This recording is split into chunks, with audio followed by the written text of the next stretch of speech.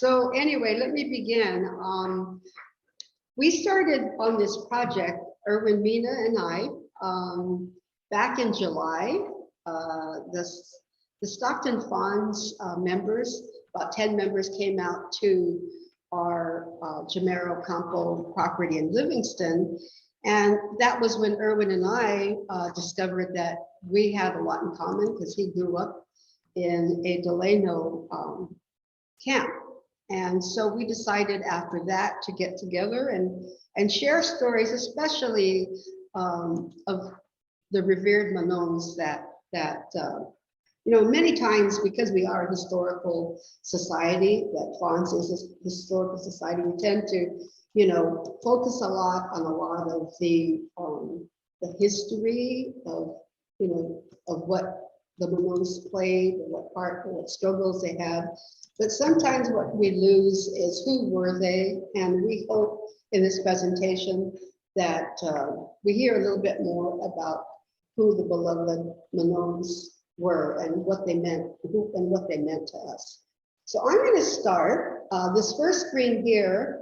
That's me, the looking like a little immigrant child. I think I was in first grade in this picture. I'm not sure, but I picked that picture intentionally because I think I look kind of cute in that picture. Anyway, so then I'm going to start off with a little bit of background on our family. And our family origins, of course, start off with my father, Seferino Ledesma Jamero. He was born in Garcia Hernandez, Bohol, Philippines. He was recruited as being one of the cicadas. Okay, this is the second slide. I wanted the second slide. What happened to it? There, okay. So Mama and Papa were townmates in Garcia Hernandez, Bohol. Papa came over, left the Philippines before my mother did. He was recruited and worked in the Hawaii plantations, arriving there at the tender age of 20. And during the mid-20s, he arrived in Seattle, Washington, which was his port of entry in the United States.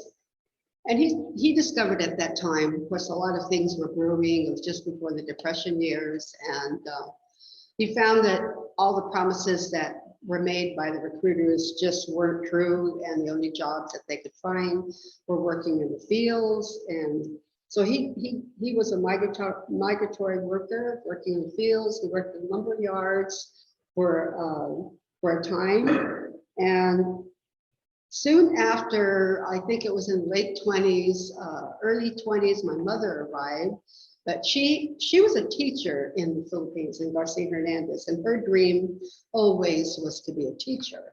And so her plan was, when she came to the United States to live with her brother and sister-in-law back east, that she was to go to school, finish her, get her teaching degree and become a teacher here in the United States. But that never came to pass, and the reason why is that there were problems that she had with her sister-in-law, who happened to be a white woman married to my mother's brother, who of course is Filipino.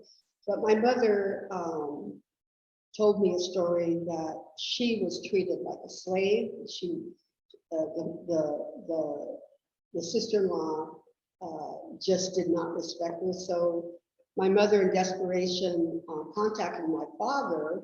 She had contacts, so she knew when she left the Philippines how to get a hold of, you know, townmates in case of emergency and whatnot. So the first person she contacted was my father.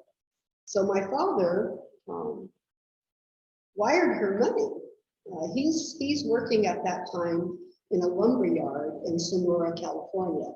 So he wires her the money so she could take a train all the way to Stockton. Mind you, this is in the late 20s. She is a very tiny little Filipino woman, probably, I think Mama stood all of about maybe 4'6", very very demure, very soft-spoken woman. She traveled by herself all the way from DC to Stockton, California. Let me just get water for a minute. And my father met her in Stockton, California, and then took her to the lumberyard in Sonora. And she stayed there, excuse me, for a few days. My mother, being a very devout Catholic, did not feel comfortable in that situation. So my father recognized that. And also, he never let his intentions be known, but he always secretly admired and loved my mother. However, Mama had other plans because she thought Papa was a maldito. He was a troublemaker. And so he wasn't the husband material that she thought she deserved. But, excuse me, times were hard. And so they mutually agreed that the best thing to do was to get married. So they got married in November of 1929 in Sonora, California. So this is their wedding. The picture you see on the screen is their wedding picture. That was taken from, that was taken a while, well, that was, I don't know how long after their wedding, but they were fairly young there. You can see there's another picture here.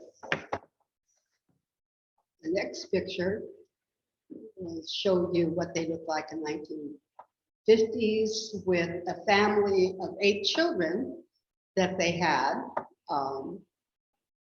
Here's the next slide. Where are you? Oh, here you are.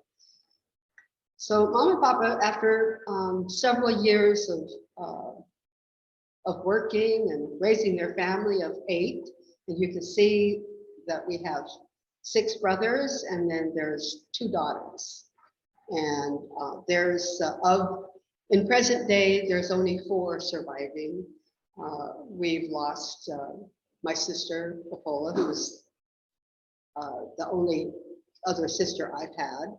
And then my following her was one of my younger brothers, Silverio, who passed away suddenly in 2005. And then my brother Seth, who passed away in October 2008. And my brother Joe, my baby brother, who passed away last year in 2020. So one of my brothers is here today. But through the years, you know, Mama always wanted, and Papa too, they always pushed us towards college education. Although we worked in the fields, we worked around the camp, we were the crew. You know, we operated the camp along with Mama and Papa. Without us, they would have had to hire people. They never hired anybody. We were the hired help. So we washed dishes, we cut up meat, you know, we threw away, we fed the pigs, we're there when we had to butcher Ihao the baboy and cut off the necks of chickens, which we always liked because we used to like, have you ever seen a chicken run around without their heads on it? Well, anyway, we used to love doing that. And being a young child growing up on the camp, we saw a lot of things that most kids my age never saw. So let me go to the picture of the CAMPO itself.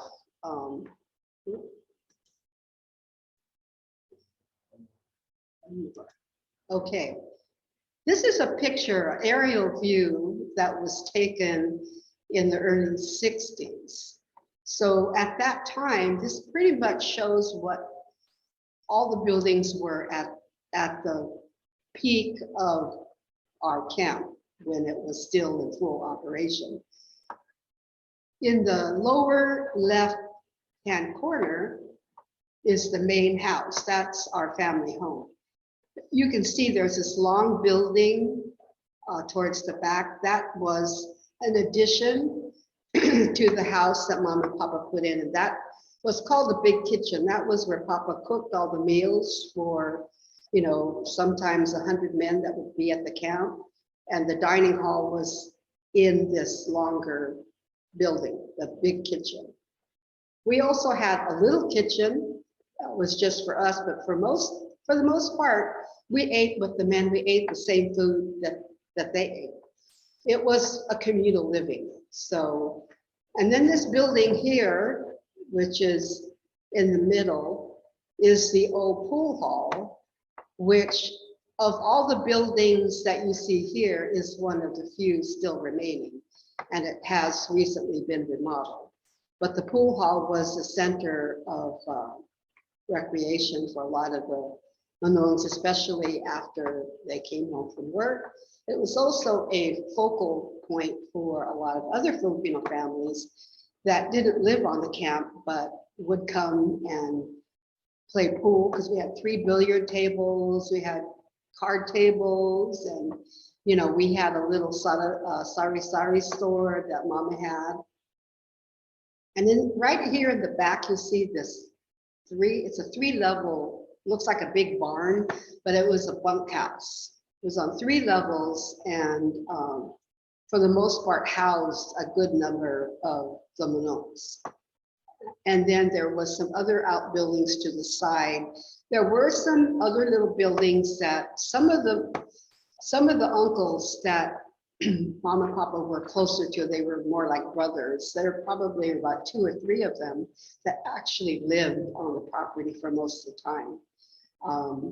Uncle Sniffer, Uncle Pum, Uncle Pernuto, to name a few. But they would pretty much stay with us for most of the year, except when they would go to Stockton and work in asparagus or whatever. And then towards the back here, you see a lot of this open land where you probably don't see the arrow that I'm pointing at, but that's where we had a lot of the sabons, the chicken fights. The picnics, we used to call them picnics. If it was Sunday, that meant a time that all the other Filipino families would come to our camp. And not only was there a chicken fight, but there was all kinds of food that a lot of the Filipino women would bring. It was like, they'd all sell it. I guess Mom and Papa, I never really knew what percentage, if anything, they took from the different Manongs that would sell like fried chicken. And I know Manong Ikat, she made the best bitso and the best fried chicken ever. And there were other Manongs that did the same thing. And so every Sunday we were fed very well, and we always got free food because all the Manongs or uncles would always buy us lunch. So it was a good time for us to socialize with a lot of the other kids that would also come to the camp. But so, on the property, we also had pig pens which is way in the back of the property. And of course, the pens where they would keep all the roosters, which were right behind the big barn. But one of the many things that we would often do is butcher these pigs from time to time. And I'll talk a little bit more about that during our talk story. But I was one of the, as a very young child, my father gave me this job of holding the pot as the blood dripped from the bobwhite that they just butchered. So I always felt that was an honor to do that, although if I was asked to do that now, I would not want to do that. But when you're like about 7 years old, you think you're really special because you get to catch the blood to make the dinuga on, right? I mean, that was a very special thing that my father asked me to do. But so anyway, I didn't want to get off too much, but Papa was the cook. He was also the labor contractor. Mama took care of all the business of operating the camp. And so she took care of the books. She took care of even lending money to some of the Manongs from time to time. But she did that as a way of cash flow too, because it was good business for her to lend money, because during the times when the Manongs were off somewhere else working like in asparagus, she had a cash flow because that's when they could pay her. So, you know, that was I never knew why we always had to go to the asparagus camps, but later found out Mama was out there collecting on the loans, aside from also selling a lot of things out of the trunk of our car, like beer and wine and other sundries that the men needed. So, but in our area of Livingston, I just want to mention that because we are talking about the Delano camp and Livingston camp, and we've been asked in the past if, you know, we ever got involved with Larry Itliong with the farm worker movement, and we never did, because my father dealt primarily with individual farm owners. We didn't have the big company-owned farms that they had in Delano. And so Papa was able to negotiate with the individual farm owners who were like Mennonites. We had Portuguese farmers that we also dealt with. And so Papa was the negotiator and was able to negotiate for a good price. And so, no, we didn't have the union. None of our Manongs felt that there was a need, although they supported it for those that did work in the Delano area. So, you know, they worked in the sweet potatoes, the peaches, and the grapes. Those were the primary agricultural products back then. Now we're surrounded by almonds. Almonds is a big produce commodity nowadays. But as the Manongs got older, and let me mention one thing very important. Many of the Manongs that worked for our camp were the Kababayans, the townmates of Mom and Papa from Garcia Hernandez. I'm going to go on another slide here. They were mainly from Garcia Hernandez, and most of them were Visayan. And so there was a feeling on our camp that was very much like a barrio. And we had our own village in the midst of a little town like Livingston that was in the outside world was so different than that which we lived on a daily basis on the camp. But many of my white friends never knew it. They just thought we just had a lot of parties every time they'd come, and the bus would drop me off. And they would always say, "Why do you guys always have so many cars in front of your house?" I said, "Oh, we know a lot of people, or we have parties." So they were always thinking, "Man, you guys must have a good time." Because we were always told not to tell about the gambling that was going on in the pool hall. Certainly don't talk about the chicken fights. So there were things that we knew that we were not to share, you know, because these were not things that were common to those outside of our genetic control. So as I said earlier on, to back up a little bit, Mom and Papa bought this property in 1944. I was a year old then. They saved their money after several years of migratory work, and were able to buy the house and the 40 acres on the property that has been known as the Jamero CAMPO on Magnolia Avenue. So, and to this day, we still own that property.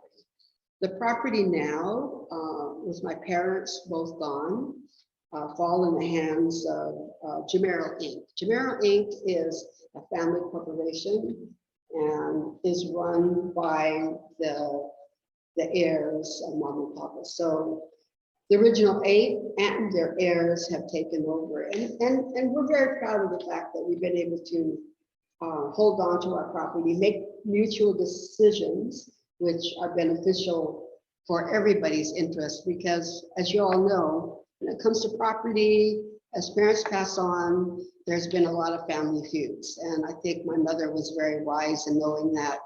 And so that's why she wanted us to form a corporation. So, and today, the property is still home to the Jamero family. In fact,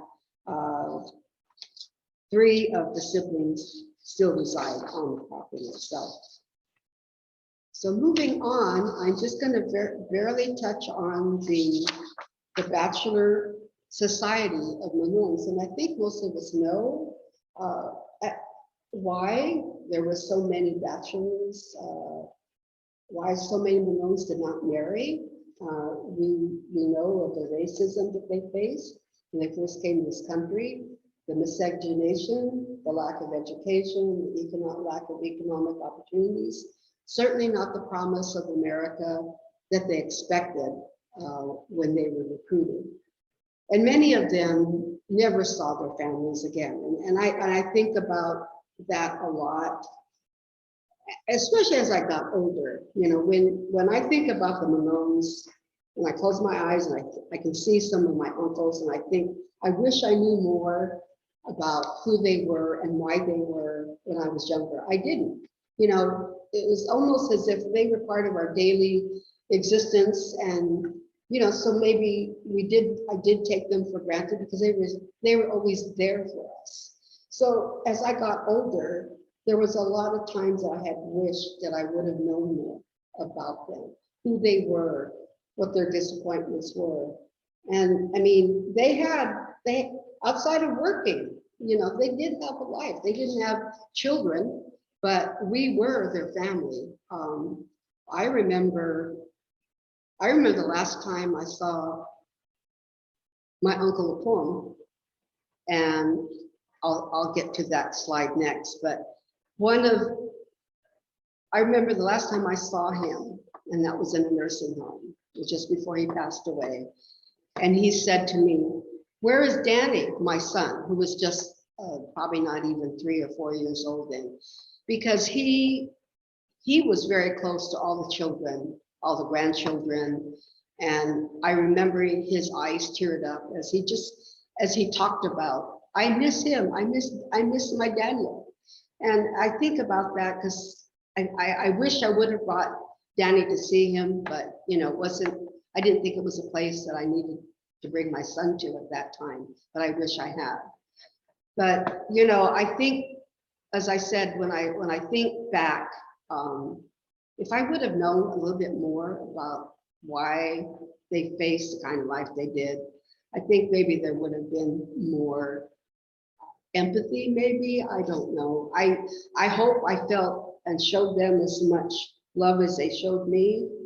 But I mean, that's always something that I regret, because like I said, as an adult is when I really began to understand the history of this country and what it did to our revered Manongs. So, I mean, there's so many here. I'm going to show you just a quick few pictures of the Manongs and my uncles. Here's my Uncle Apong. He was the caretaker of our pool hall. He stood all of maybe 4 or 5 at the most, but you know, we used to all measure up to him, and as long as we knew we were taller than Uncle Apong, that meant we were going to be normal growth, right? Because he was a little guy, but he was one of our favorite because he would always sing, he was always whistling, he was always happy, you know. I mean, he would, but sometimes late at night outside when the men would be under the big walnut tree and somebody would be playing guitar, sometimes you would hear Uncle Apong sing, and he always had this very sad voice when he would sing, as if there was that unrequited love out there. And of course, I didn't think of that. I just thought, he's just lonely, you know. But a lot of the Manongs, they were there for each other too. But Uncle Apong, he was the one that probably was among the most favorite of the Jamero children. but he was not always slow. You know, Papa couldn't always use him in the fields because the farmers didn't like him out there because he would whistle, he would take each peach and shine it up very gingerly, but he was too slow, so Papa had to fire him. So they made Uncle Pong just be the caretaker of the pool hall. So he did a good job there. But back in his young days, he was a truck runner. Nobody would have known that. I would not have known that. But there's this picture of him definitely shows he was a young man at one time. They were all young men at one time. And then there's a picture of my Uncle Sniffer, and I'm just going to touch on him very, very, I think I have about 5 more minutes, Erwin. So Take your time, Mina. yeah, I'm trying to be respectful of your time. No worries. But Uncle Sniffer, whose real name is Ponciano Alaan, he was quite a character. He's almost like every time I think about him, we always think about him as a comic book character because his name actually came from a comic book character from years ago. And he was always very, you know, he very sturdy, very strong, and almost like a bodyguard. He just took on that role. At least I saw him in that role. And I remember we went to the Philippines together. He traveled with us in 1971 to Bohol. And I think that was the first and last trip he ever made back home. And one of my fondest memories is when we were out on the banca on the ocean, and the water was so clear. It was almost like Disneyland that you could see all the way down to the bottom. And I saw this brilliant blue starfish. Uncle Sniffer jumps out of the boat, dives, and gets the starfish. Mind you, at that time, I think he's at least in his mid-60s. I don't know. He's got to be. So, but he used to be a diver. I did not know that. Again, you know, stories that they never told us, well, you know, they were young ones. And I wanted to share that, but that was one of my fondest memories of Uncle, aside from all the other things that he's always the jokester. And then there's a picture right here. He's a guy in that dapper suit in the middle. And many of the Manongs, as you know, and I don't know if most people know this, they all borrowed each other's clothes and they borrowed each other's cars also. So a lot of times people thought, oh, they're very rich. Well, they were rich. They just knew how to stretch their clothes and share like brothers do. And they were very much like brothers.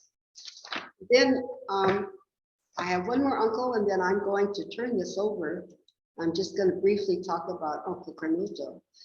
This is a picture of him. He joined and became and served in the 1st Filipino Infantry during World War II. He wasn't in that long because they found out that he was over the age of 40, whatever that age was, where he was considered more for essential. They said anybody at that age would be needed back home to work in the essential area of farm work because gotta feed the nation. So I think he was in the service for less than a year. But this was one of the pictures that I never saw him as a soldier. I saw him as a very dapper, very quiet, reserved man that played the guitar like nobody's business. He owned a Martin guitar. How he ever, and I think most people know Martin guitars are very expensive. I think if you bought a Martin guitar today, you'd have to have a lot of money. My brother, who when he was restoring the pool hall, found this guitar, and so we had a relative of our family that decided to take the guitar and had restored it. And the sound of that Martin guitar was just absolutely amazing. And it did bring, for a brief time, it brought back Uncle Canuto to us. But that was Uncle Canuto. So, and then just some pictures of some kababayans that this was not taken at our camp, but if you notice, it says Garcia Camp, and I think because most of the Manongs in this picture were from Garcia Hernandez. And there's a picture of Uncle Tayo is in this picture, and I think another picture of Manong Eugenio Amparo is in this picture as well. But they were kababayans, mom and papa, and worked at it. Many of them worked at our camps as well. Again, they call it a pig party. I always thought that was a weird name. And then this is a picture of one of the Sunday afternoons at mom and papa's at the camp. And this was taken in 1948. This is not a very good picture, but this man in this picture here, that's Papa in 1948. Not a lot of pictures of him during that time. That's why I always kind of like this picture, even though it's not as clear as I wish. And then of course I had to throw in pictures of the Sunday Sabo, you know, but this is what we remember. This was part of our childhood. And many of the Manongs that I always marveled at were the ones that would handle all the bets without any writing down. They would remember how to pay off who was betting whatever. To me, I thought that was a totally amazing thing.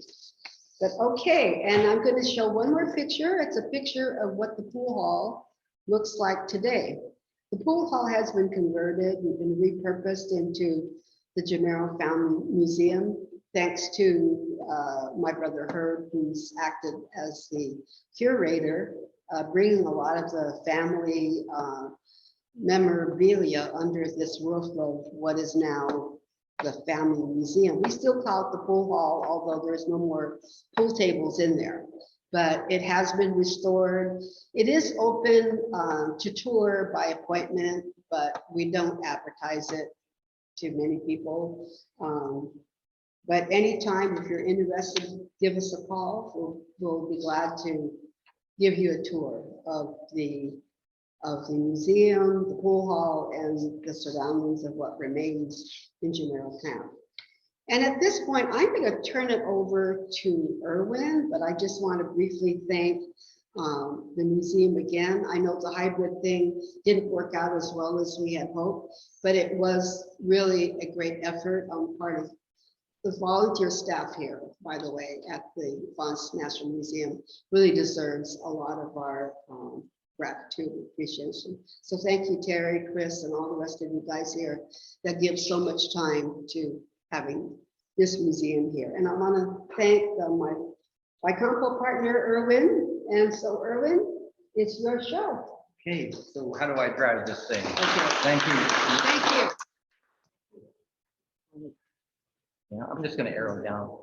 Good afternoon, everybody. My name is Irwin Mina. I am a board of directors at the FANHS Museum, National Museum over in Stockton. I was born in Delano, California, and I grew up on the farm labor camp about 7 miles east of Delano. I'm the youngest of 6 children in our family. We grew up very poor.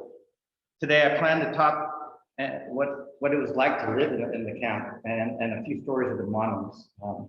It'd be remiss not to talk about the CAMPO and then not talk about the Manongs. And there's a lot of relationships that need to be discussed in future talks. Some of the stories they were like extensions of our family. But first, what I wanted to do is kind of talk a little bit about my family. First of all, my dad. I wish that these presentations could be shown to everybody, or you can see them. Yeah, now they can see Perfect. it. They can see it now. Okay, so my dad was born in Bangar, La Union. Their dialect spoken there was Ilocano. He was a Sakata in 1927, 1928, and eventually showed up in San Francisco and traveled to Stockton, where he became a farm laborer. And from Stockton all the way down to the Imperial Valley. Now, December 7th, 1941, our country was thrown into the Pacific Theater. My dad answered his call for his to duty. He enlisted in the 1st Philippine Infantry in August 1942 in Los Angeles, California. A little bit about my dad. He received his naturalization citizenship on August 1944.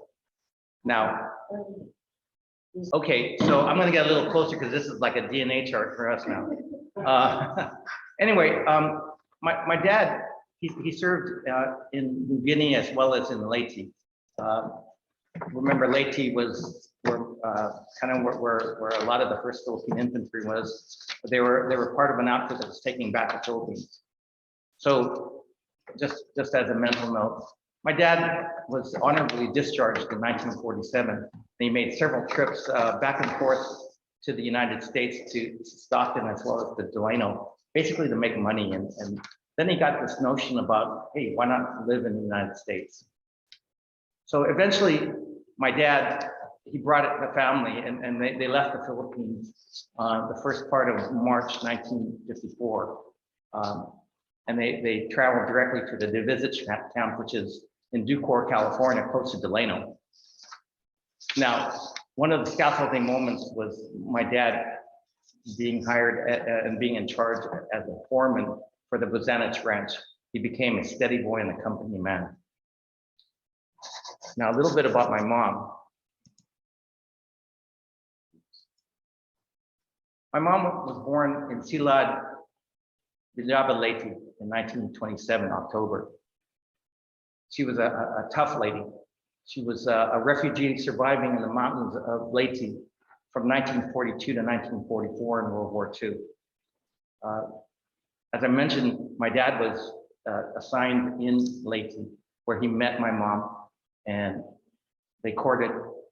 He applied in Washington, D.C. to marry a local girl, and they were married. My mom was a war bride.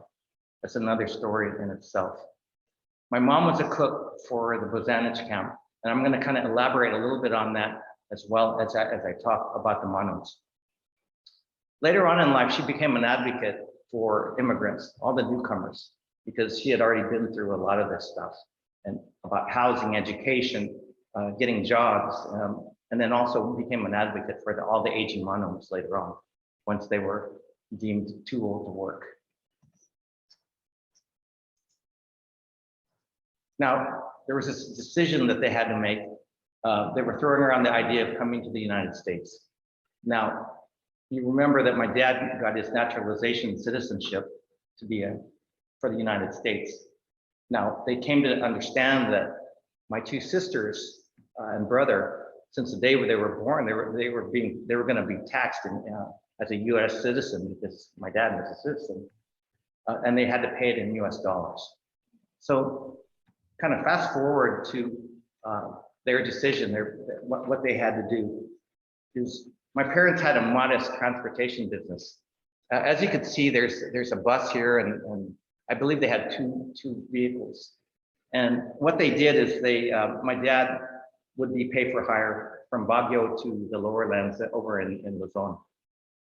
So they had to make a huge decision that they had to pay those taxes, and they had whatever money they had left, they decided to come to the United States. And now their mantra was a shot at a better life. Now, my family, they left on March 1st, and it was about 18 days they were on the USS President Cleveland. They were met by my Uncle Moises, and they drove directly to the Divisich camp in Ducor, California, and they arrived on the 18th of March of that year.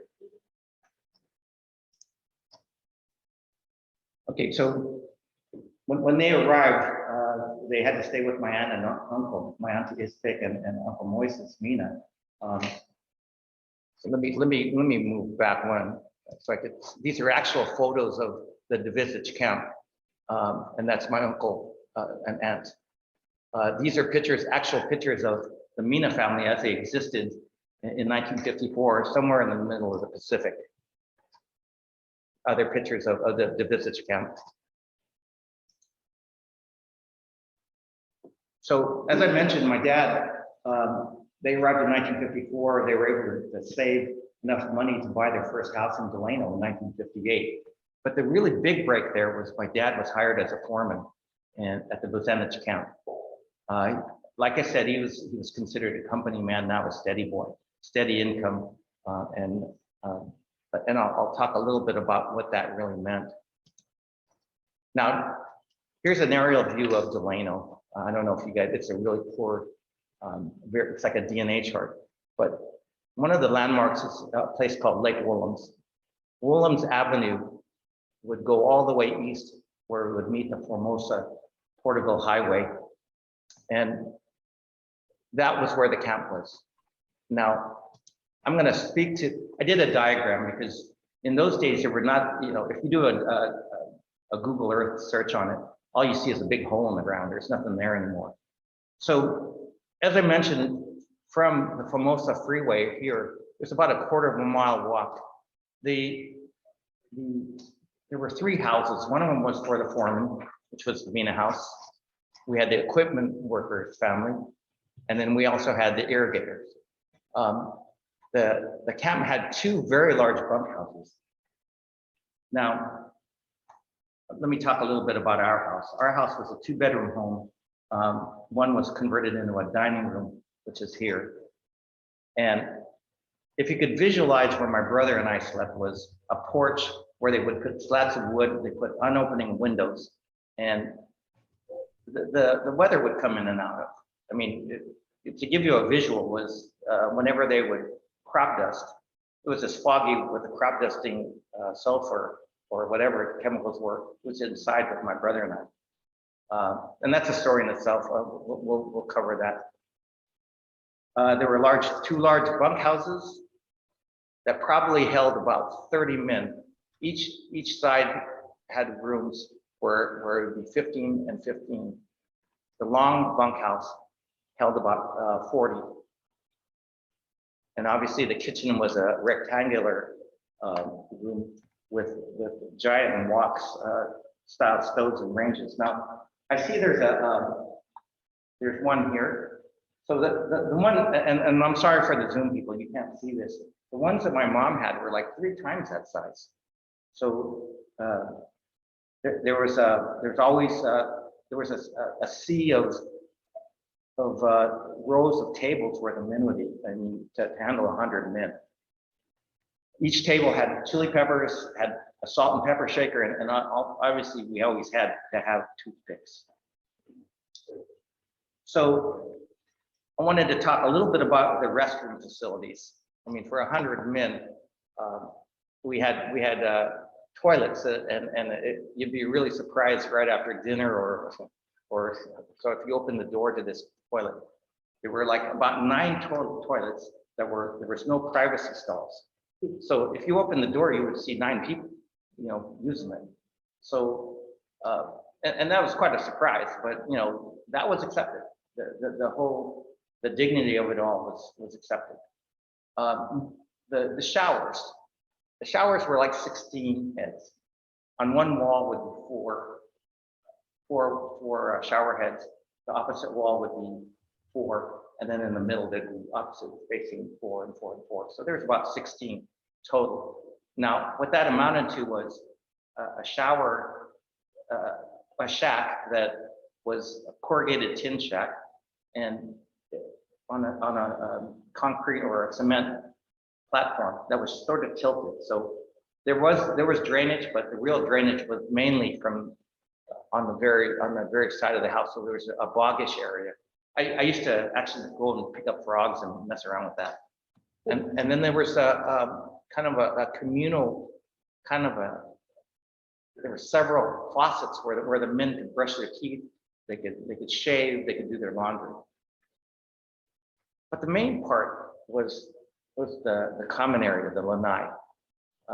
There was a bell here, and it was a place where if you could visualize tables with military wool blankets on top, where they would play haiku, they would play cards, dice, you know, and there was a barbershop chair as well. Now, this is where they would relax after dinner, and basically, my brother and I would gain our education there, and it was a lot of it were insights and concepts from discussions and the debates. They didn't always agree, but the views were of their life experiences, and you know, a lot of that kind of rubbed off on us. Now, talking about the Manongs, it's an Ilocano term my parents taught me is a deep meaning for older brother, a term and endearment when used to address an older male that's older than me. For me, the Manongs earned the highest respect and was synonymous with that of the greatest generation.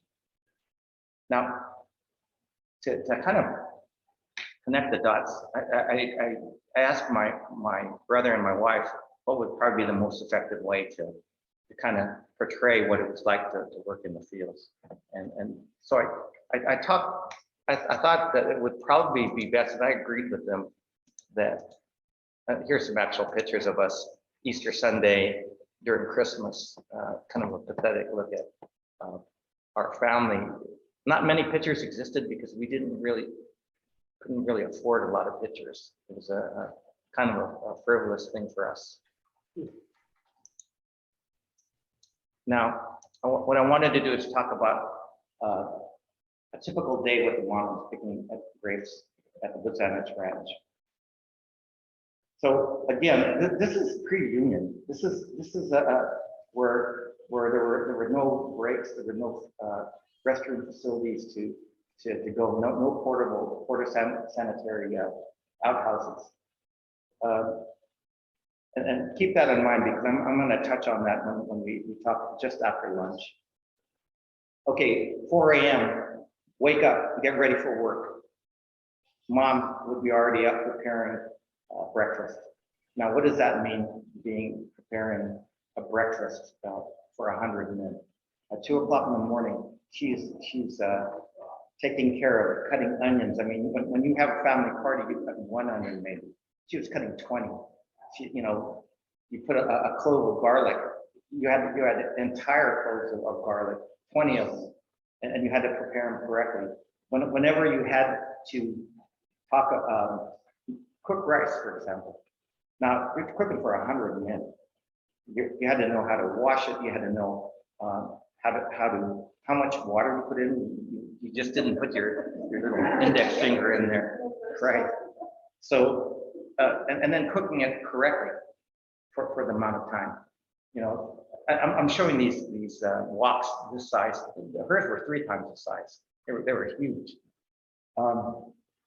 Now 4:30 in the morning, there was this disc, a cultivating disc that they would ring to let the men know that the food was ready. 4:30 in the morning. Now the place was rocking already with the men. They're all trying to get in and out of there. Smell of coffee. Breakfast, soft-boiled eggs, and probably fried rice. Mom would, again, afterwards, Mom would have to wash the dishes. Now, to frame this, for 100 men, you have to do 100 dishes. You got to do 200 silverware because Filipinos eat with a fork and a spoon. You had to do 100 cups, and it was likely that they were drinking out of Smucker's jam jars and also Nays or mugs. So a lot of that stuff was just to wash the dishes. It had nothing to do with making the food. Now, my mom was all 4'11". She didn't have any sous chefs. So it was my brother and sister every so often would help, but that was inconsistent. They were in school. Now, again, my mom would have to start the lunch meals for 100 men. 5:30 a.m. men are loading into the bus, ready to roll by 5:45. 6 a.m. ready to start work. Side guards. I don't know if anybody knows much about grapes, but when you pack grapes, you have to have side guards, you have to have cushions. The drumming boxes that you use to once you pick the grapes, you had to put them in there and you would carry them out to the packing area, and then the packing boxes. So the packing boxes with all the items that I just mentioned. And then once it was packed, you had to put, it was 4 nails, you covered it. Clippers ready. If you didn't have your clippers, you're in bad shape. Now, 11:30, my mom and dad would load and bring lunch to the men in the fields. That was likely when we were, when they were, the men were picking kind of far out, too far for them to load the bus and the worker trucks to bring them back. It's interesting, my brother mentioned one time that, and I remember that, there were other crews that the farmers would make arrangements, some business arrangements, and other crews would come. And like the Ozanich camp would have an arrangement with the Pavic family, and their crew would come in, and my mom would set up on boxes all these different pots, and it would be a buffet. One thing I wanted to bring up is whenever, I don't know if anybody's been in a farm labor camp, but the bus always had this gigantic igloo cooler, you know, the kind of you press and water comes out at the bottom. You know, you put block ice and you fill it up, easy, bigger than 10 gallons. But there was only 1 cup. And I always wondered what that was. There was 1 cup. And the men would take turns drinking out of it. And it was interesting. I talked to my brother again, and my dad taught my brother how to drink out of that cup without putting your lips on it. Because, you know, pretty dirty, right? But it was really funny. My dad would say, you know, I don't want you guys to drink with your lips on it because, you know, you might be like the men. You know, a lot of the men didn't have any teeth. And so that in itself kind of scared us, but we always used to just swish the cup with one of those ceramic cups with a little red line around it, a big string on it, twine. You swish it around, and that was clean enough. So that was the indignity of that was pretty bad too. Lunchtime, they would eat, and again, this was pre-union. And there were no restroom facilities. So there was this thing called the white line. It was the middle of the row. And everybody was looking for privacy to use the restroom. They would go to the white line. And I don't know about if anybody knows about this, but there's normally 2 pickings. There's the first picking where you're cutting the grapes off the brown canes. And those are the best. It's probably the most lucrative time you can make as many boxes as you want. And boxes meant a bonus. You know, at the time, I think it was 15 cents a box. Everybody was getting about $1.10 an hour. So having said that, the indignity that you had to go to the white line and on your own time, because there were no breaks. So you were on your own time, you're losing money. And then, you know, just the fact that you know that probably in the next couple of days, those green canes where the other grapes were growing on turned brown. You had to go to a second picking, and that was the worst. Going to the second picking because you knew you had to. The next day you were going to go pick, and you were going to pick the white line. And you know, it was the inhumanity of it all, and the dignity that you didn't have when you did that. The other part was that there were other crews that came in. It wasn't just your crew. There were other crews coming from the opposite side. So the white lining was quite disturbing. Okay, getting back to a day with the Manongs. And I lived that, and I know that the Manongs probably felt the same way. Now, 12:15, 12:30, you're back to work. Mom again has to wash the dishes. Prepare for the dinner. You know. 4 p.m., time to go. They let you off. And it wasn't because there were a lot of reasons why 4 p.m. was pretty important. Most times 4 p.m. is the apex of the sun, and it was really hot. And you think, well, they're letting us off because it's hot. Well, no, it's because the sugar content in the fruits were not correct. Or Other times when the owner would say, you know, they had special orders that were going back east, going overseas, or something like that. It was like 10 hours or more. I mean, it was 4 o'clock. This is just a guideline.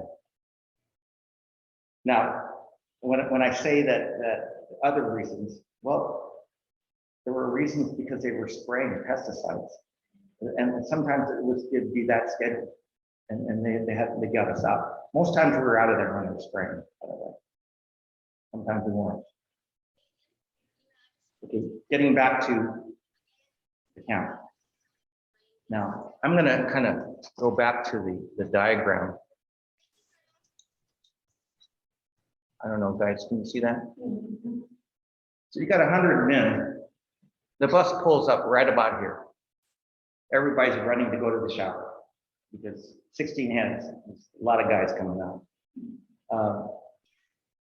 So that, you know, if you start thinking about that, then you start thinking about what's the prime real estate for having a bunkhouse. Was these corners here, because you can get to the restrooms, you can get to the shower, you can get to the kitchen.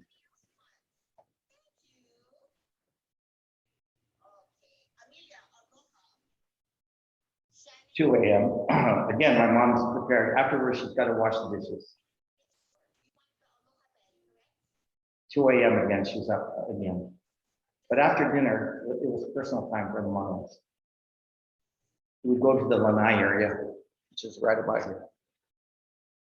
Either that, go to their quarters, go into town to get supplies, or do laundry in the stalls there.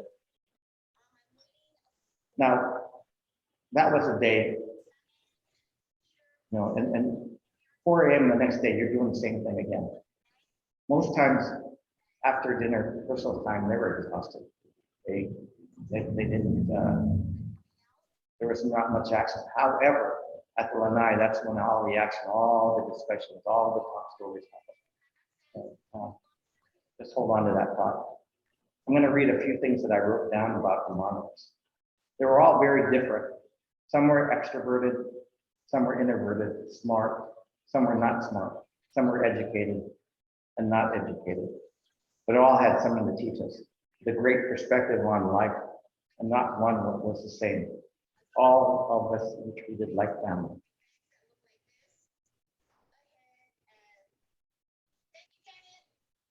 When I was growing up, there was always the same Manongs that came seasonally. They stayed or as steady boys, or they'd come and go. There was something special with the relationship with my dad and the Manongs. It was as if it was because they served together and had an invisible bond and a feeling of knowing that they shared and respected each other. The feeling of that family. They addressed my dad in a specific way. They called him, his name was Silvino. They say Manong Silvino. I couldn't put my finger on it, but the bond existed. This might have been because the bond existed only amongst combat brothers, war brothers. So, and I really believe that. There was a work ethic that was with these men. In most cases, my dad would say, "Oh boy, he was in you know, in our outfit." And so in most cases, they had this work ethic that I believe that they got when they were in training or in the 1st and 2nd Corps of Infantry. I believe this did that to this day. First and foremost, my dad was definitely the most influential Manong in my life. My father personified and met all the requirements to be a Manong. However, on December 7th, 1941, it changed. My dad went to war. He met my mom, courted her, and married her. He was there taking back the Philippines, where he met my mom. He was lucky to have the opportunity to get married and have a family. But lucky for us, actually, and I just thank you for that. But there were Manongs out there as well that didn't have that opportunity. We were educated and learned perspective through the eyes of the Manongs. and of things that help with the current day events. After a hard day in the fields, after a well-deserved meal, the Manongs would congregate in the lanai-style common area next to the kitchen for talk and discussion. It was called CAMPO. And they didn't always agree. But this discussions actually colored our perspectives as we grew up. The Board of Education at the time in Delano was influenced by the growers.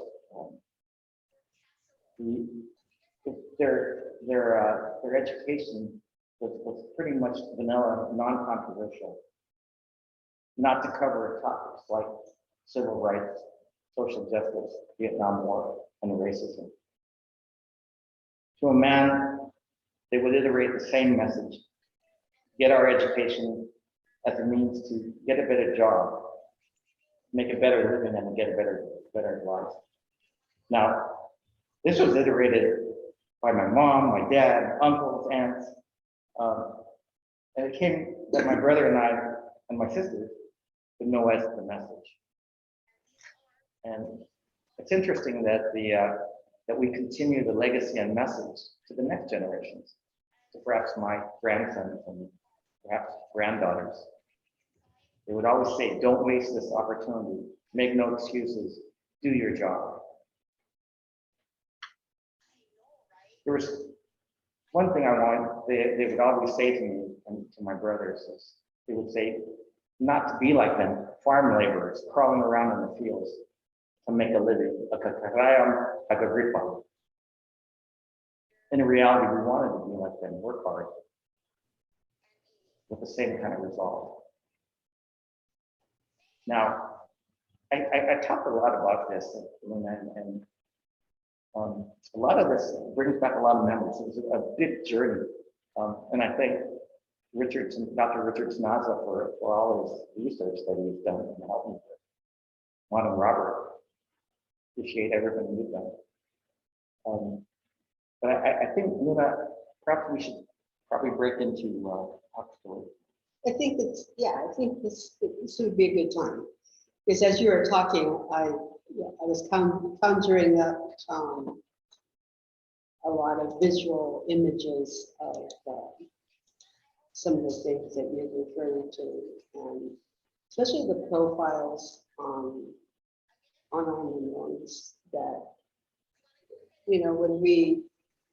when I had said earlier that, as a child, I didn't really know the history that surrounded their being here and what they endured, and why they were still bachelors. I just knew they were my uncles and they were there to take care of us. My Uncle Boo was our babysitter, and they were like family to me. And as I got older, and as I heard the struggles that they had, the fact that so many of them didn't have people that watched out for them.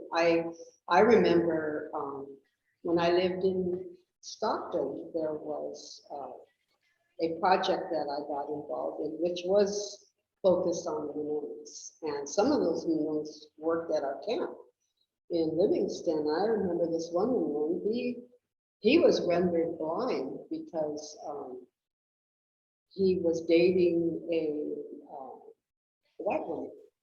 And somebody didn't like the fact that he did that, and he got beaten up and lost his vision shortly after that. But this was many years later when we met him. He was living in the old Fox Hotel. I think those that know Stockton remember the old Fox Hotel. And he lived, there was no first level to Fox Hotel. You had to climb up the stairs, and we went to visit him. He was totally blind, but he was able to take care of himself. And so to me, the resilience, the spirit of our Manongs, to me is always lived on. And I live back home on the property that was Jamero campus. So sometimes sitting at the dining room table in the house where Mom and Papa I could hear them in the morning before they would start the chores of running the camp, and they would be talking, and sometimes some of the Manongs would come in. Sometimes I can hear those voices. You know, I can visualize in my mind. I can still hear the voices of my parents talking to the Manongs as they come in, and I, because that was such a part of my everyday life. I mean, I'm not saying that I hear ghosts or I see ghosts. In my mind's eye, I can still feel them. I can still hear them. So Luna, do you remember when we met in July? Oh, I didn't yes. get 5 feet, and they introduced Luna Jamero to me. And, we were in the pool, and, Yes. and I asked her, do you feel that? And you answered that you could almost hear and feel the spirits of people that were there, and the power and the closeness, and it was kind of an interesting feel that I haven't felt like that since I was in the camp. Well, you were talking earlier about how they used to use 1 cup, you know, to drink water. Yeah. And it made me think about, in our pool hall, we had this little store, and Mama and Papa sold wine, because we had wine, beer, cigarettes, we had all these things that were there for the men to enjoy. So I used to remember serving wine when I was probably not even 10 years old. You know, I mean, that's what we did. That's, you know, Manong would come up and say, Inday, I like a glass of sherry. Okay, so I poured the sherry, and we only had like 2 glasses. One was for Burgundy and one was for the sherry. That's the only kind of wine. Well, you guys were a little bit more sophisticated. Oh yeah, we than were very us. sophisticated. We had Ebola and Red Mountain, these 2 gallons. Oh, yeah. Less than $1. Oh yeah, I think this is Paisano, the cheapest rot gut wine. Right. But you know, that's what they poured. That's what Mama would get, and the men liked it. And a couple of them she would shut off. I remember I had one of our uncles, Uncle Deloy, Anina. I think you remember Uncle Deloy. He was one of my favorite uncles too. But he would drink a bit too much, and Mama would have to cut him off, right?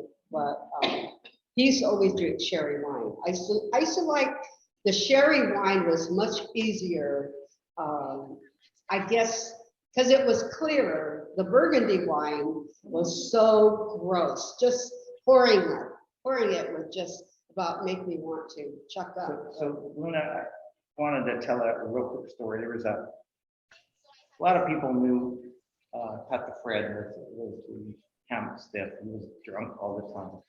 He was a drunk. He was a drunk all the time. But you know, having lived with the Manongs, you kind of had to kind of peel back the onion and get to the root cause of what was this all about, you know, because he wasn't always drunk. He was a really decent man.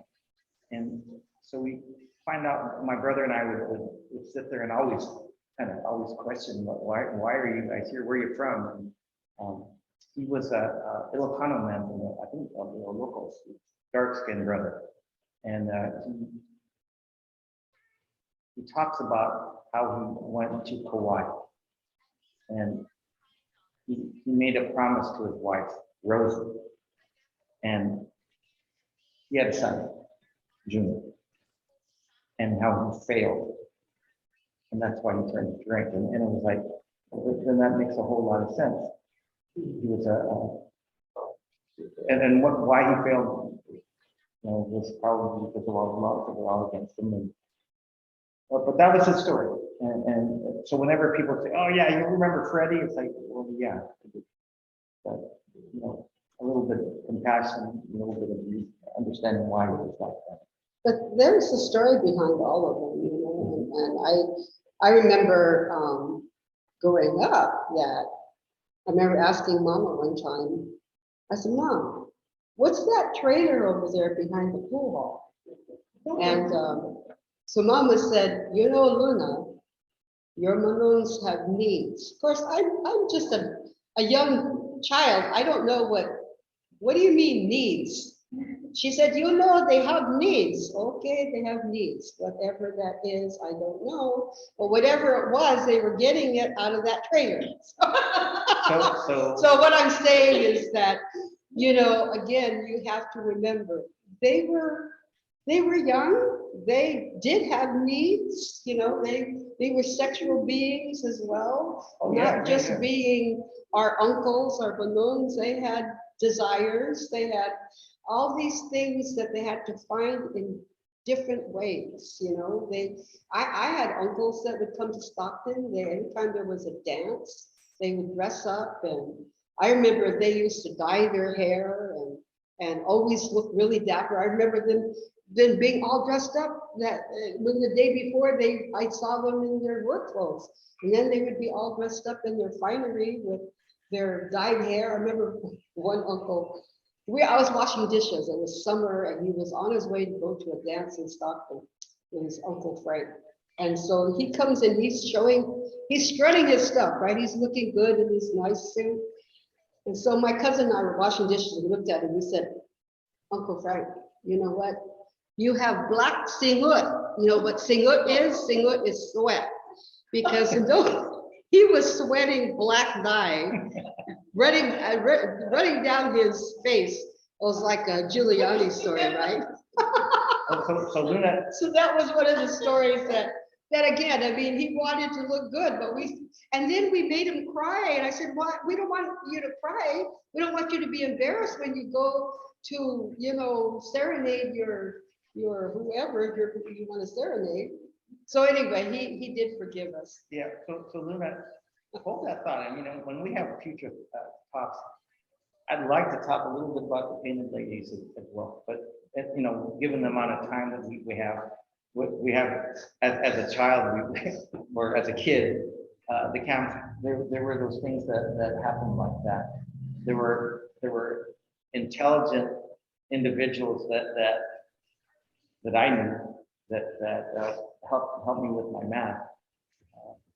Let me do a real quick story that kind of the story of the Manongs for me. It was one fall. It was after first and second picking, and all the gondola, the wine grapes were already been picked.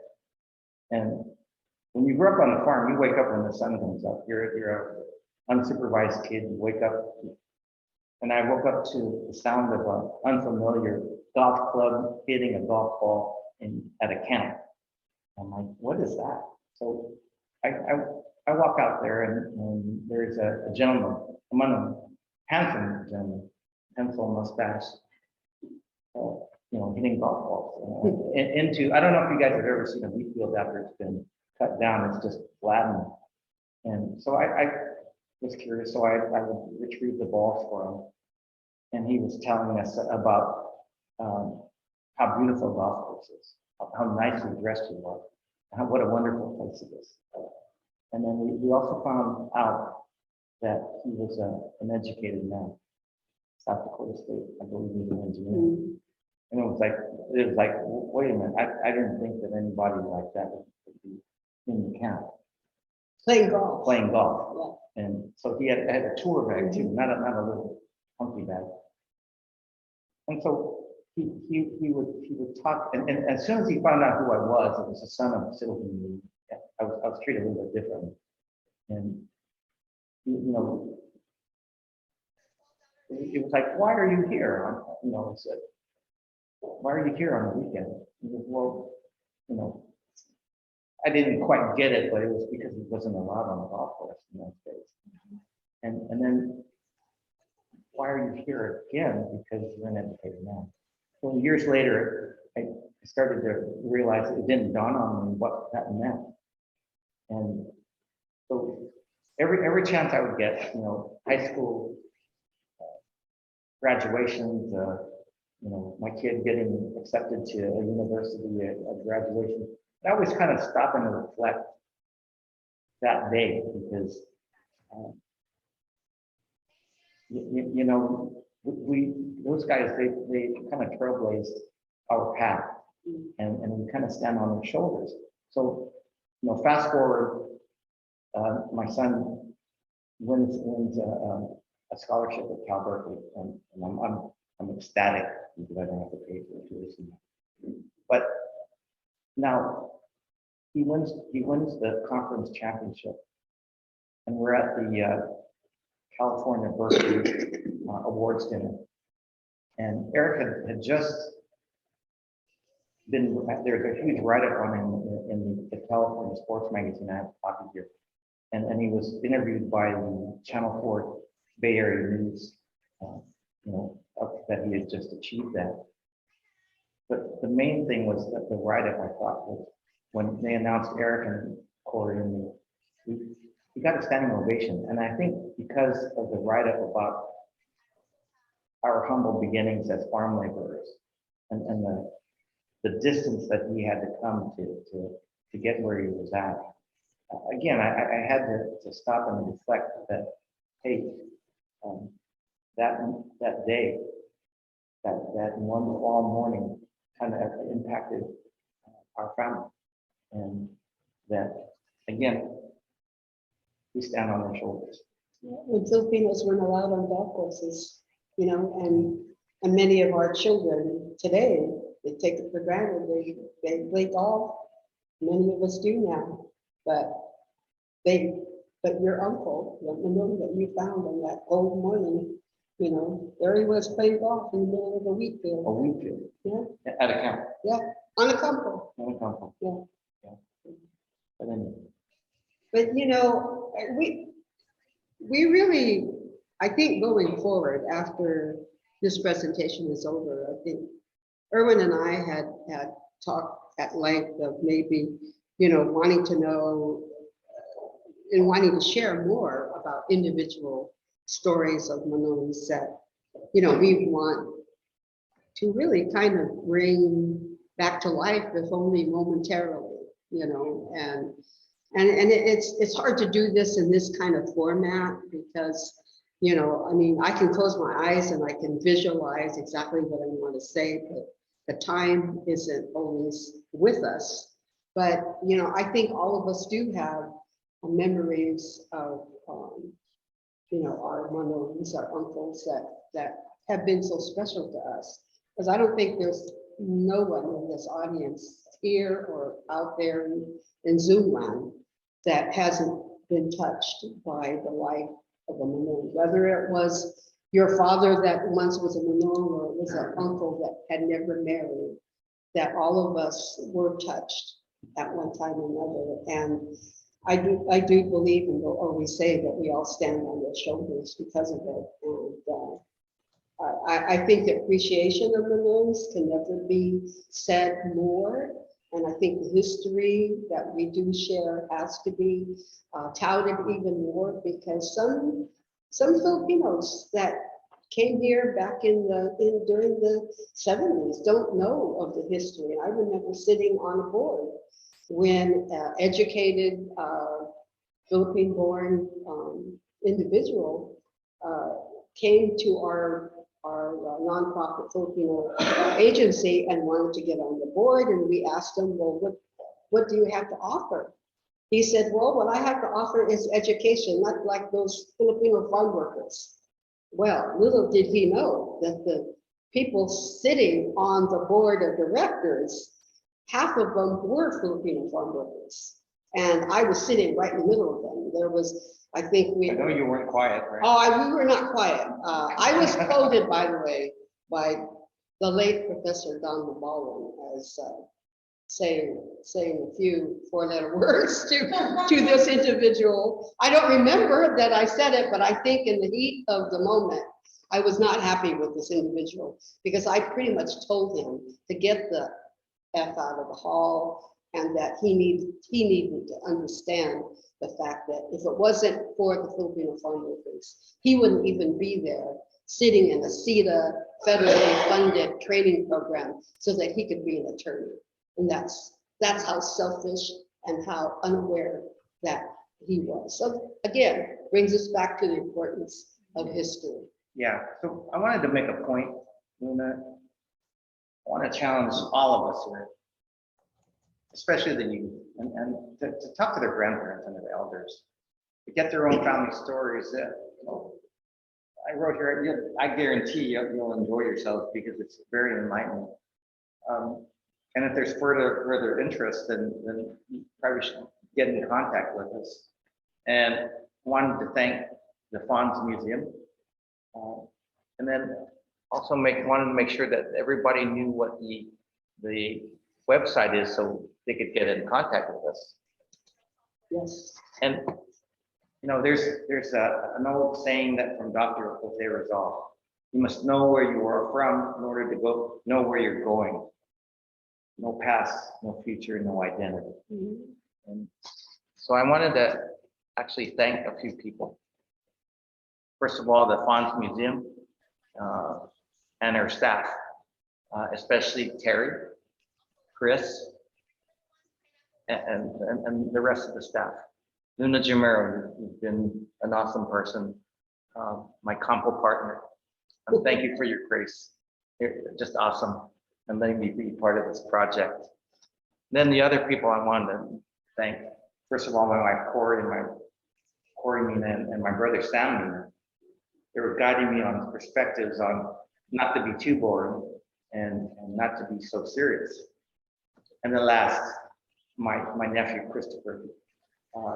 He was attending Cal Berkeley. I want to thank him for taking the Filipino class that was taught by Don Mabalo and for recording his grandma's Odyssey in 2002 on Mother's Day. It corroborates the interviews that I've done with my mom throughout the year.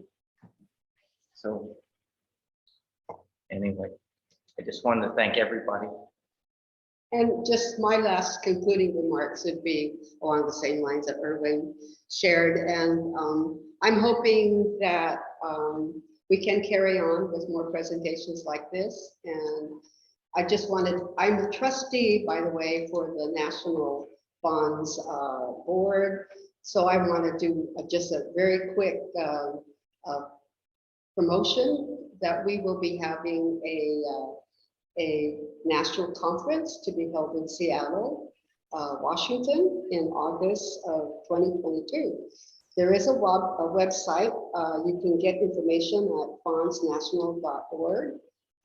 So for those out there in Zoom land that have not or want to become more aware of your history and to share how history can help you launch even a more fuller life, I hope you can attend that conference. So with that, I want to thank again Terry and Chris and Irwin, my CAMPO partner, and all you fine people that have come out here today.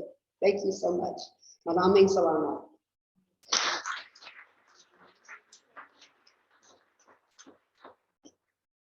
So I think what we should do is allow the audience for any question and answers.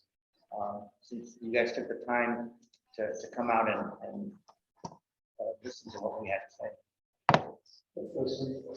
Why don't you come over here so we could.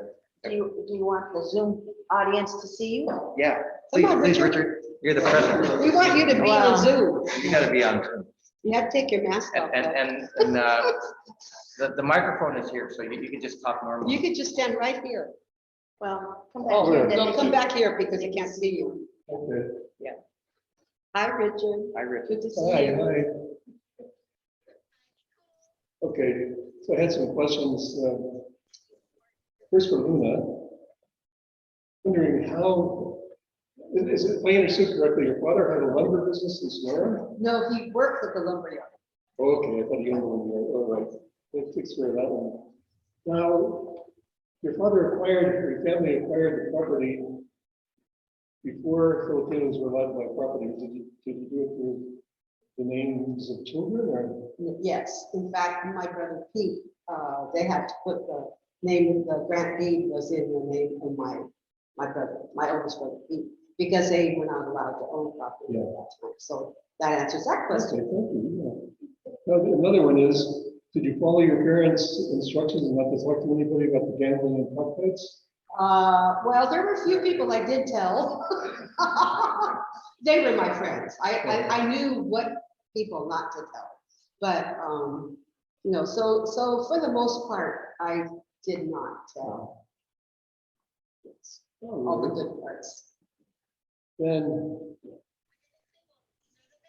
when you have drinking and young men with frustrations, you often get a lot of fighting. Is there any fighting going on in these camps? Oh, yeah, Richard. Okay. So my dad, well, his grandpa was very skilled in this screaming. And he actually fought in the CAMPO Punan, but my dad was very skilled at that as well. So he also learned a little bit, we asked him, well, Dad, where did you learn that? He said, well, I'm the grandpa. And also in the first Philippine infantry. So the men actually knew, it was almost like they already knew that if you were going to be kind of rowdy, that you were going to deal with somebody. And it was the respect that they had for my dad. They always called him Mom Silver. And there's a story that my brother and I we have, and it's an interesting one. My dad, when we were little, we always used to have to go grocery shopping at night because, you know, I did the life of a Manong. That implied that we had to go get supplies and groceries. This particular night, we got to the kitchen, and someone had broken into the kitchen and to the storeroom and gotten into the theater. Big Latino guy, huge, wielding a meat cleaver, so a meat cleaver, and he was standing on the table. This was the night that I thought my dad was going to die, and so did my brother. I don't know if you've ever been to a kitchen, a camp kitchen. They always have those flimsy screen doors. Yes. Well, my brother and I have our hands, you know, watching this, and my dad's walking toward this guy, not away from him. And this guy has this meat cleaver standing on the table, and my dad disarmed him. It was like, you know, we see him making the move to strike my father, and we're thinking, oh no, we're both really, really scared. But my dad did a parry, took the blade away, and proceeded to hit on a blunt end and grabbed him, fired him on the spot, and dragged him to the ground. And when I saw that, and my brother saw that, my brother's here, right here. He's you remember that, right, Sam?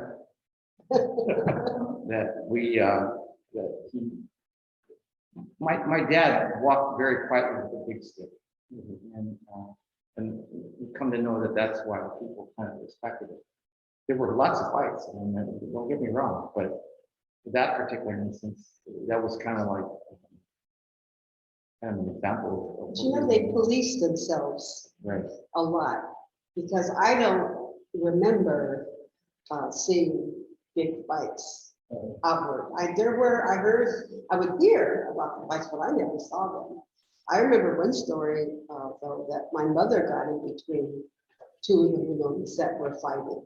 You know, my mother, who again was like all of 4 or 6, you know, but she was a tough little lady, you know, but my mom just got in between them and stopped the fight.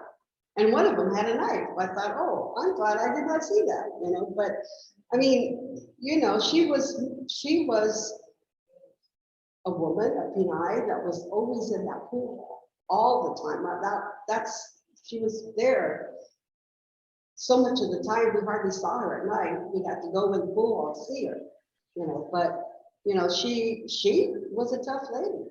But most, like I said, they were fighting, but they did police themselves. So the Manongs got, and I think what helped our camp was most of them were from the same town. So, you know, they tended to take care and look out for each other. So. From my experience too, is that the Manongs looked out for each other, but they were really good at de-escalating. You know, just, you know, hey, you know, don't do that. Yeah. So yeah, there were a lot of misunderstandings. Yeah, it was in our camp it was kind of like that. One final, in the camps around here, it was well known, well remembered, that there were people who would bring women to the camps, the prostitutes. Did that happen in your camps too? Oh, yes. That's what we were talking about earlier. We alluded to that. The painted ladies. Yeah, the painted ladies and the trailer was alluding to that. All right. Yes, you get it now, Richard? I get it. Yeah. Most women are painted up like that at the camp. Thank you. Okay, thank you. Thank you, Richard. We have one question.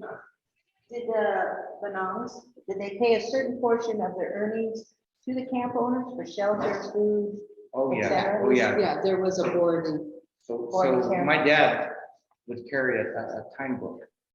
And I don't know how they kept track, but he would put how much hours, you know, he'd be checking down the rows of the men. He had all their information. And then on payday, what they would do was, you know, there's a strong box of money, and it was a pretty dangerous time actually. And he would subtract out the cost of room and board, the food, and any other incidentals that they would buy, beer, or Coke, or whatever like that. So yeah, they had an existence where they actually had to pay. It was not free. It was a business. Anybody else have any other questions? When you said the people or the men got paid like $1.50 an hour, $1.15. $1.15, was that an hour or piecemeal? Okay, so when my dad first started, it was $1.15 an hour. Oh, Now, and I don't know if you've ever picked breaks, you get $1.15 an hour, and then you get paid for the amount of boxes that you packed, right? In And addition. in addition. So that was the indignity of it all, is that when you go to the white line to go use the restroom, you weren't making any money, you were taking your own time. Versus afterwards, when social justice had happened, that you would have a break, and you're not cutting into your own time. Because I think the Manongs around the Livingston area, they all did piecemeal, didn't they, Luna? Yes. Did that negotiate with that? Papa negotiated for hourly wages. Or- Yeah, hourly wages as well. I know. I mean, there were some farmers that, you know, that did piecemeal depending on what the crop was, but for the most part, he negotiated for hourly. There was this thing called contrata, which was where the guys, if they worked really hard, they'd be done at noon. You know, then and they would make more than an hourly pay. But they'd be hustling for it to get that. But our camp was not contracted. It was hourly plus bonus. Any other question? Anybody on Zoom have a question?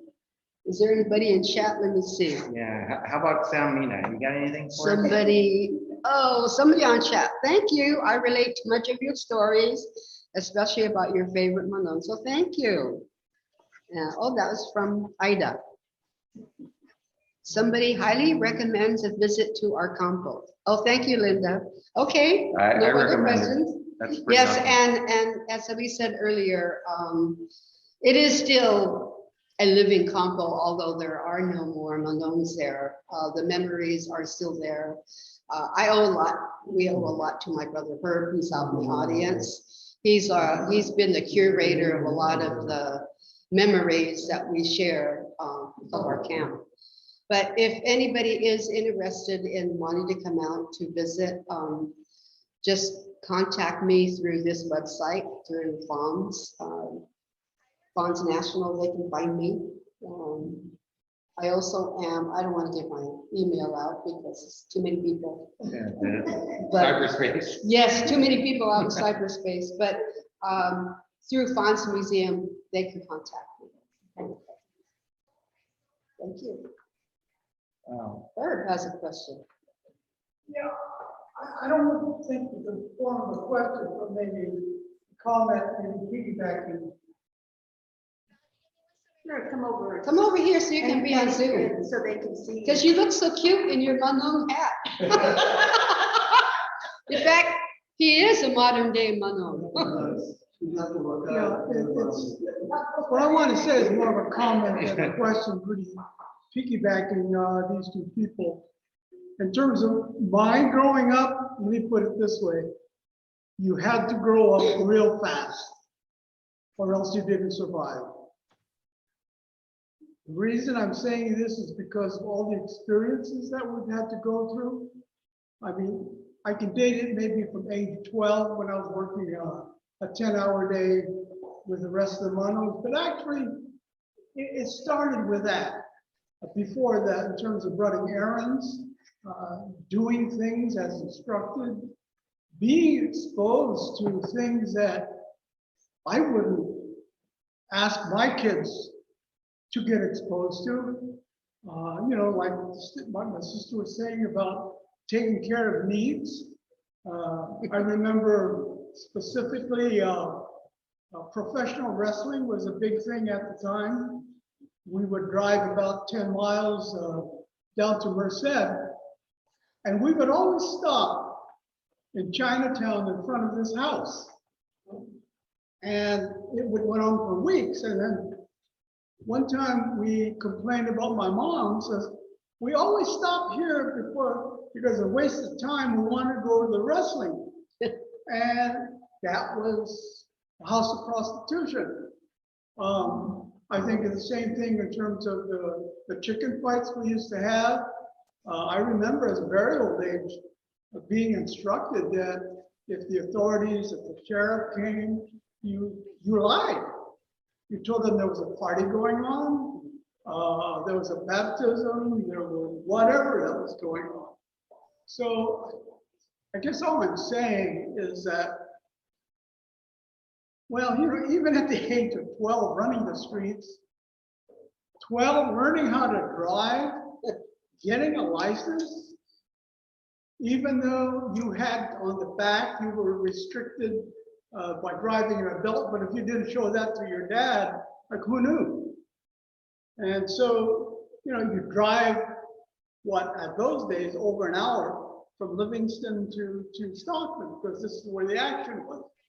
I mean, I was 13, 14 years old. I mean, who does that these days? So what I'm saying is that for me growing up, it was quite an education, a survival, if you will. And so I guess that's what I want to say in terms of what it was like growing up, that even though there's a hell of a lot of positive memories, you know, there's the other side to it too. So that's all I want to say. Thank you.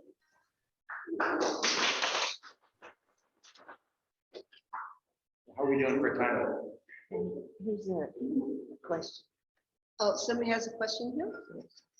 Oh, I can't see. It says, were there, the question says, were there any Manongs who would also visit the camp and help? Or was it mainly my mom and siblings? Oh, I can answer that. I can answer that one too. Yeah, I'll answer okay, after you. yeah. But the question is that were there any other Pinais or Manongs that came to help at the camp?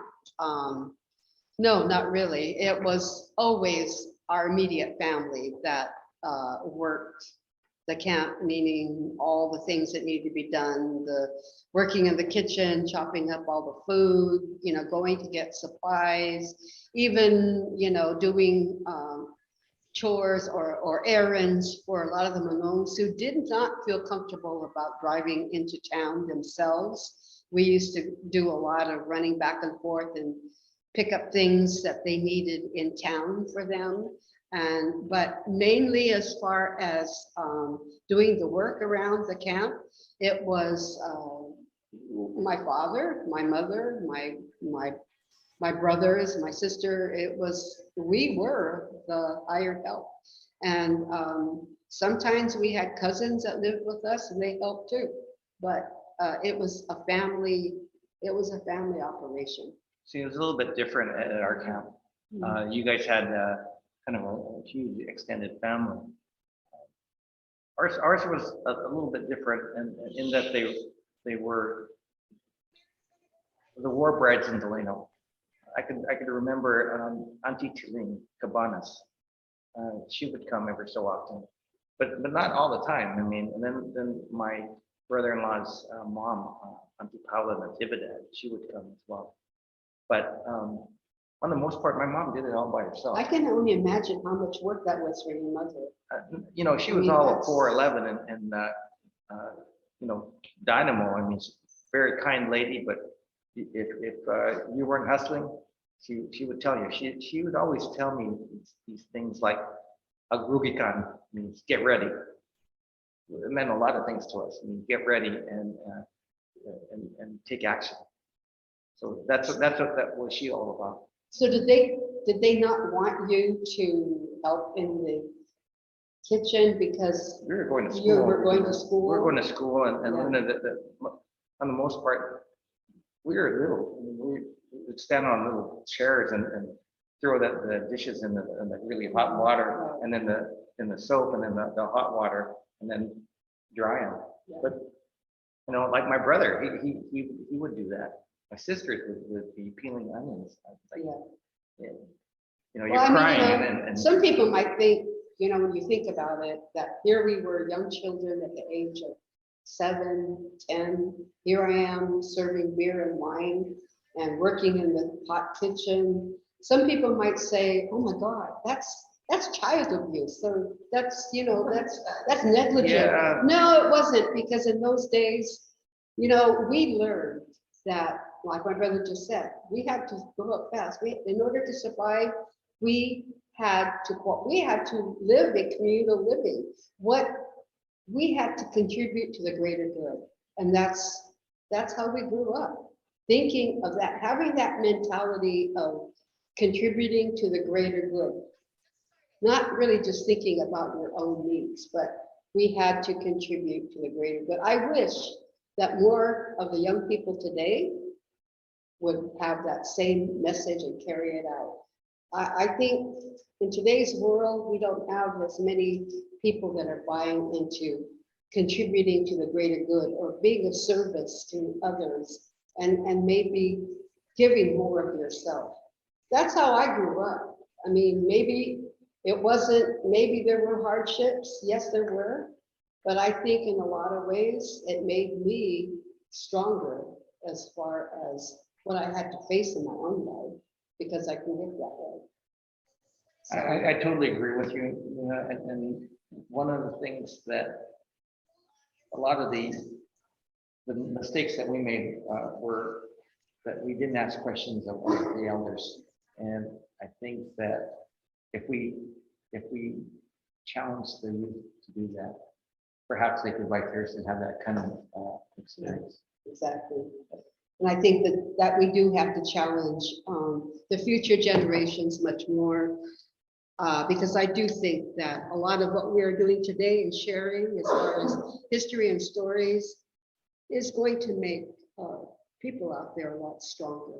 History does, like we said, history is going to give you that roadmap to being stronger. And that's a message that we have to continually tell to our future generations. You know, it's getting on to 2 hours Yeah, now, so- and I think we could keep on talking forever. I know this one, Irwin, we had lunch. It was a 3-hour lunch. It was supposed to be 1 hour. We spent 3 hours talking Didn't feel like it, story. though. No, it didn't. And of course, he bought me lunch too on top of It was your birthday. Yeah, It was your happened to be birthday. my birthday. But I just to show you, I think, you know, when we do get together on a one-to-one, we can talk story forever, you know, but I've enjoyed today. I hope you guys out there enjoyed our stories, and keep on telling the stories, because there's a lot to be told. And documented. Thank So you. Yes, thank you, everybody. Thank you, guys. Thank you. Thank you, Zoom audience. Thank you, live audience. And we will say goodbye, and hopefully this will be up on our YouTube channel at the FANHS Museum. Okay, At least by, hopefully by next weekend, okay. depending how much I've got on this computer. All So, right. All right. thank you, Thank you, everybody. everyone. Bye-bye. Goodbye. Mahal kita.